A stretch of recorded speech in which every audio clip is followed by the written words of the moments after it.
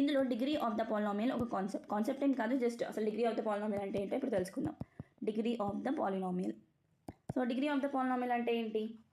Highest వాల్యూని ఏదైనా ఒక పాలినామియల్లో హైయెస్ట్ వాల్యూ ఏదైతే ఉంటుందో దాని డిగ్రీ అంటాం. ఎగ్జాంపుల్ x-2 ఉంది, ఇందులో వేరియబుల్ యొక్క హైయెస్ట్ పవర్ ఏంటి? ఇక్కడ x పైన పవర్ 1 ఉంది. సో 1 ఒకటి ఉంది కాబట్టి దీని డిగ్రీ 1 అవుతుంది.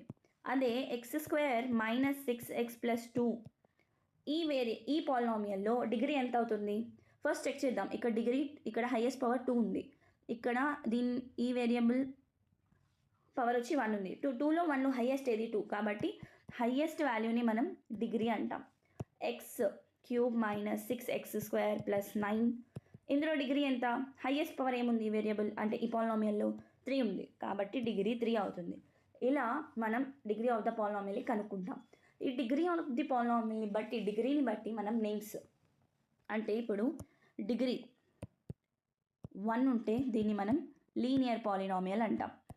ఓకే, సో డిగ్రీ 1 ఉంటే దాన్ని మనం లీనియర్ పాలినామియల్ అంటాం. అదే డిగ్రీ 2 ఉంటే క్వాడ్రాటిక్ పాలినామియల్ అంటాం. నెక్స్ట్ డిగ్రీ 3 ఉంటే క్యూబిక్ పాలినామియల్ అంటాం. అలా అండ్ సో ఆన్.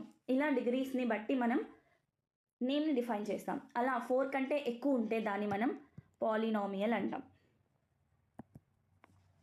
ఇలా మనం పాలినామియల్ని డిఫైన్ చేస్తాం. అలాగే నేమ్స్ని కూడా మనం ఇలాగే డిఫైన్ చేస్తాం. సో 1 డిగ్రీ ఉంటే లీనియర్ పాలినామియల్ అంటాం, 2 డిగ్రీ అంటే డిగ్రీ 2 ఉంటే క్వాడ్రాటిక్ అంటాం, డిగ్రీ 3 ఉంటే క్యూబిక్ పాలినామియల్ అంటాం. సో సిలబస్లో మనకి ఇంతవరకే ఉంది కాబట్టి మనం ఇంతవరకే తెలుసుకుందాం. ఫుల్ వీడియో లింక్ డిస్క్రిప్షన్లో మెన్షన్ చేశాను, చెక్ చేయండి. Thank you. This is Sunhera signing of.